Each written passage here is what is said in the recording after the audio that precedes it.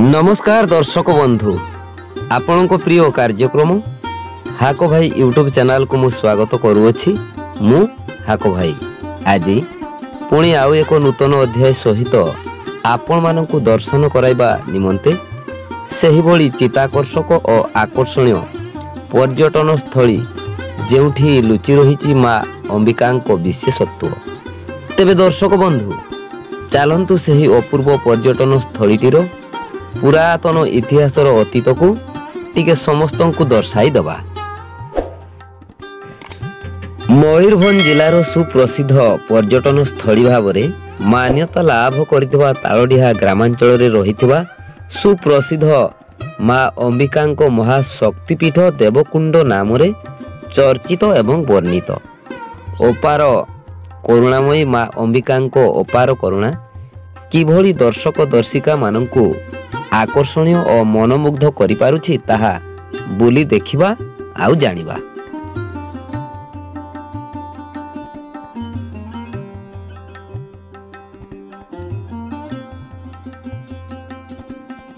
बारीपदा सहर ठारू उदला सहर को लंबी थिबा जातीय राजपथ मध्य पड़ी थाए बृंदागड़ी छक।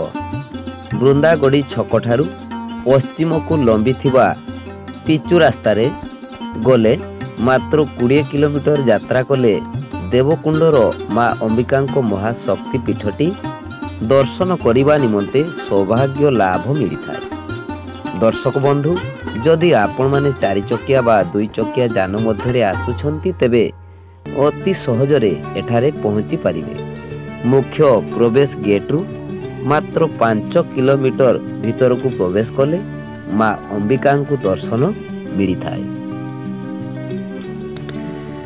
वर्षर सबु समय रे भक्त मानक दर्शन निमंते खला रही थाए देवकुंडर माँ अंबिका मंदिर। किंतु सबुठारु बड़ अप्रसिद्ध मेला कहिले मयूरभंजर बड़ पर्व मकर पर्व। मकर समय रे आहुरी भिड़ जमी थाए एही प्रसिद्ध देवकुंड माँ अंबिका पीठ निकटरे। हजार हजार दर्शक दर्शिका गहल रे मेला बुलिबा केते जे खुशी मिली थाए ताहा जे मेला बुली थाए सी ही अनुभव करि थाए।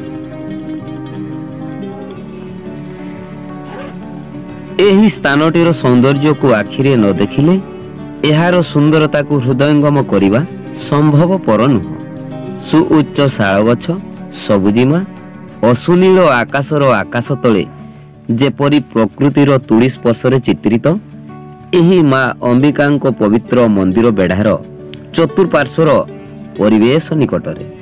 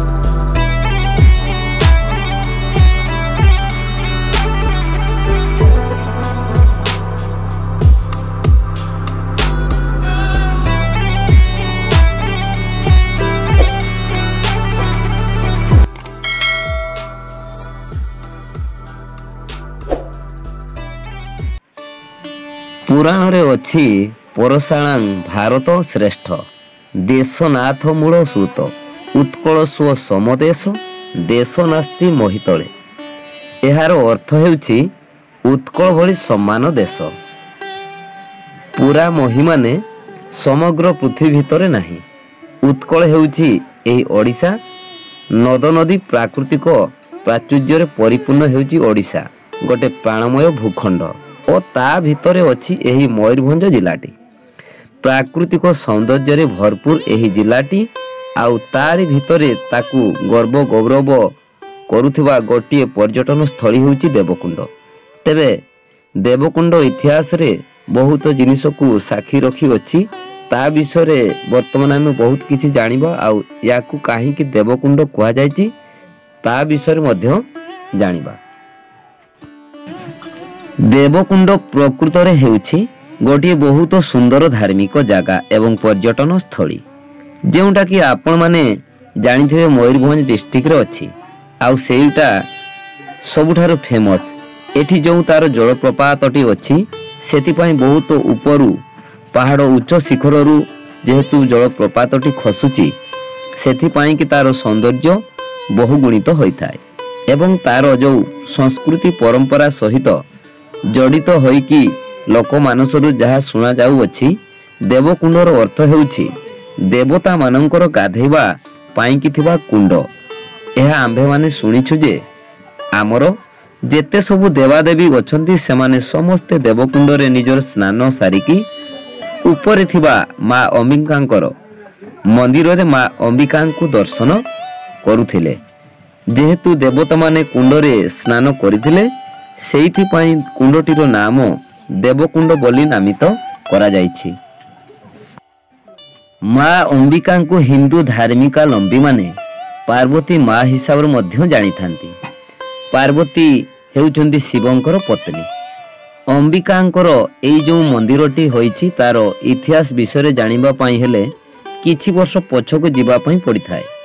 ଭଗବାନ ଶିବଙ୍କ ପତ୍ନୀ ମା ପାର୍ବତୀଙ୍କର ବିବାହ ସମ୍ପର୍କରେ ମଧ୍ୟ ଆମେ କିଛି ଜାଣିବାକୁ ଚାହୁଁଛୁ। ତେବେ ଜାଣନ୍ତୁ ସେହି ଅମ୍ବିକାଙ୍କର କିଛି ବିଶେଷତ୍ୱ। ପାର୍ବତୀ ବହୁ ତପସ୍ୟା କରି ସାରିବା ପରେ ଶିବଙ୍କୁ ସ୍ୱାମୀ ରୂପରେ ପାଇଥିଲେ। ଯେତେବେଳେ ତାଙ୍କର ବିବାହ ହୋଇଥିଲା ସେତେବେଳେ ଦକ୍ଷ ମହାରାଜ ଆମର ହିନ୍ଦୁ ଧର୍ମାଲମ୍ବୀମାନେ ଯେଉଁମାନେ ଅଛନ୍ତି ସେମାନେ ତାଙ୍କର ବିବାହ କର୍ମ ଆମର ଯେଉଁ ଅଛି ଆପଣମାନେ ଜାଣିଥିବେ, ସବୁବେଳେ କନ୍ୟା ଏବଂ ବର ଏହି ଦୁହିଁଙ୍କର ପୈତୃକ ପୃଷ୍ଠଭୂମି ଜାଣିବା ନିମନ୍ତେ ସେମାନଙ୍କର ପରିବାର ବର୍ଗମାନଙ୍କୁ ଖୋଜା ଯାଇଥାଏ। ଯେତେବେଳେ ଶିବଙ୍କର ପରିବାର ବର୍ଗଙ୍କୁ କନ୍ୟା ଘର ଲୋକେ ସମସ୍ତେ ଖୋଜିଥିଲେ, ସେତେବେଳେ ନାରଦ ପ୍ରଥମେ ପଚାରିଥିଲେ ଯେ ଶିବଙ୍କର ପିତାମାତା କିଏ? ସେତେବେଳେ କୌଣସି ସନ୍ତୁଷ୍ଟିଜନକ ଉତ୍ତର କେହି ମଧ୍ୟ ଉତ୍ତର ପାଇନଥିଲେ। ଯେହେତୁ ଶିବଙ୍କର କୌଣସି ପରିବାର ନାହିଁ, ସେଥିପାଇଁ ଦକ୍ଷ ମହାରାଜ ଏବଂ ତାଙ୍କର ରାଣୀ ନିଜର କନ୍ୟାଦାନ କରିବା ପାଇଁ ପଛଘୁଞ୍ଚା ଦେଇଥିଲେ। ବିବାହ କରିବା ପାଇଁ ମନା କରିଦେଇଥିଲେ ସତ, କିନ୍ତୁ କୌଣସି କାରଣ ବଶତଃ ସେହି ବିବାହ କାର୍ଯ୍ୟ ସମ୍ପୂର୍ଣ୍ଣ ହୋଇଥିଲା। ଯେଉଁ ବିବାହରେ ସମସ୍ତ ଦେବାଦେବୀ ଗଣ ଉପସ୍ଥିତ ରହିଥିଲେ ଏବଂ ସର୍ବ ସମ୍ମୁଖରେ ଭଗବାନ ଶିବ ମାତା ପାର୍ବତୀଙ୍କୁ ନିଜର ଧର୍ମପତ୍ନୀ ରୂପରେ ସ୍ୱୀକାର କରିଥିଲେ। ଗୋଟିଏ ଅଦ୍ଭୁତ ବିବାହ ଉତ୍ସବରେ ସେ ଦୁହିଁଙ୍କର ବିବାହ ସମ୍ପୂର୍ଣ୍ଣ ହୋଇଥିଲା। ତେବେ ଦର୍ଶକ ବନ୍ଧୁ, ଏମିତି ବି ଶିବଙ୍କର ପରିବାର ବର୍ଗ କେହି ନଥିଲା କି କୌଣସି ଘରଦ୍ୱାର ନଥିଲା। ସେ କେବଳ ଶ୍ମଶାନରେ ବାସ କରୁଥିଲେ। ସେଥିପାଇଁ ଦକ୍ଷ ମହାରାଜ କେବେ ବି ତାଙ୍କୁ ନିଜର ଜ୍ୱାଇଁ ହିସାବରେ ସ୍ୱୀକାର କଲେ ନାହିଁ ଏବଂ ସେ ମଧ୍ୟ ତାପରେ ପରେ ସତୀଙ୍କୁ ମାନେ ମାତା ପାର୍ବତୀଙ୍କୁ ମଧ୍ୟ କୌଣସି ପ୍ରକାରର କନ୍ୟା ହିସାବରେ କୌଣସି ଚର୍ଚ୍ଚା କରିନଥିଲେ। ଯେତେବେଳେ ଦକ୍ଷ ମହାରାଜ ତାଙ୍କର ବିବାହ ପରେ ପରେ ଗୋଟିଏ ଯଜ୍ଞର ଆୟୋଜନ କରିଥିଲେ, ସେତେବେଳେ ସେ ସମସ୍ତ ଦେବାଦେବୀଙ୍କୁ ସେଠିକୁ ନିମନ୍ତ୍ରଣ କରିଥିଲେ ଯଜ୍ଞକୁ ଯିବା ପାଇଁ। କିନ୍ତୁ ଭଗବାନ ଶିବ କିମ୍ବା ମାତା ପାର୍ବତୀଙ୍କୁ ସେହି ଯଜ୍ଞ ନିମନ୍ତେ ନିମନ୍ତ୍ରଣ ଦିଆଯାଇନଥିଲା। ଯେତେବେଳେ ସମସ୍ତ ଦେବାଦେବୀ ଯଜ୍ଞକୁ ଯାଉଥିବାର ମାତା ପାର୍ବତୀ ଦେଖିଲେ, ସମସ୍ତଙ୍କୁ ପଚାରିଲେ, ଜାଣିଲେ ଯେ ନିଜ ପିତା ଗୋଟିଏ ଯଜ୍ଞର ଆୟୋଜନ କରୁଛନ୍ତି, କିନ୍ତୁ तांकु किंबा निज स्वामी शिव को निमंत्रण करिनाही तांकु सेतबेले खूब कष्ट होइथिला। जेतेबेले भगवान शिव एवं माता पार्वती को निमंत्रण नथिला बोली जानिबाकू पाइले माता पार्वती तथापि निज पिता जेहेतु यज्ञ आयोजन करुछंती तेणु शिवଙ୍କ सहित जिद्दी करी जाइथिले ସେହି यज्ञ उपस्थित थिले। किंतु तांकर पिता सेठी बहुत भ्रष्टना करिथिले, तांकु निंदा करिथिले, तांको स्वामी को मध्य समस्ते अपमानजनक परिहास करुथिले एवं अपमानजनक कथा सुनाउथिले। ए सबु माता सुनी सही न पारी से सही यज्ञ रे ही निजकु जलांजलि देइथिले माता पार्वती। जेतेबेले से यज्ञर नियारे दाह होई जाउथिले सेतेबेले भगवान शिव तांकर जो अर्धदग्ध शरीर ताकू सेही नियारू आनी निज पिठी रे पकाई तांडव नृत्यर आरंभ करि देइथिले। तांकर तांडव नृत्य रे सेतेबेले स्वर्ग मर्त पाताल त्रिपुर पूरा कंपी उठिथिला एवं समस्ते हाहाकार डाक देइथिले। आपण माने तो समस्ते जानिथिबे भगवान शिवंकर तांडव नृत्य केते भयंकर होइथाय, पुराण रे वर्णित अछि सेही विषय रे। तेणु जेतेबेले एही भली तांडव नृत्य भगवान शिव आरंभ करिथिले सेतेबेले विष्णु एसबु देखिकी एथिरु रक्षा पाइबा निमंते निजर सुदर्शन चक्र को आदेश देइथिले जे सती सीतांकर सेही जो शरीर अछि ताकू खंड विखंडित करिदेबा पई। कारण जदि खंड विखंडित होइजिवो ताहेले ही भगवान शिव तांकू सेठू छाड़िकी निजर आस्थान को प्रत्यावर्तन करिवे। तेणु तांकर सुदर्शन चक्र जाइकी मांकर शरीर को खंड विखंडित करि देइथिला। पूरा पूरी 51 खंड रे जेतेबेले से ताकू भाग कर देइथिले सुदर्शन चक्र भारत वर्षर बहुत जगार 51 टी जगार तांकर शरीर अंश सबु पड़िथिला। से सबु जगह वर्तमान शक्तिपीठ रूप रे नामित करा जाइछि एवं सबुठी माँ पार्वती को एवं शिवंकर संलग्न मूर्ति रखी पूजा करा जाउछि एवं विश्वास करा जाय जे प्रकृत रे माँ पार्वती एवं भगवान शिव एबे भी अछंती। सेही भली गोटिए क्षेत्र हेउछि देवकुंड। 51तम शक्तिपीठ नाम रे याकू नामित करा जाई अछि। 51तम शक्तिपीठ रे मांकर बाम पाद एवं जनीर अंश सेठारे पड़िछि एवं तार आउ किछि अंश उपरकू। वर्तमान पिकनिक समय सेही जागाटी को बंद करी रखा जाइछि जहा साधारण लोकंक पई संभव नुहे। तेबे दर्शक बंधु आपण माने निहाती देवकुंड आसंतु।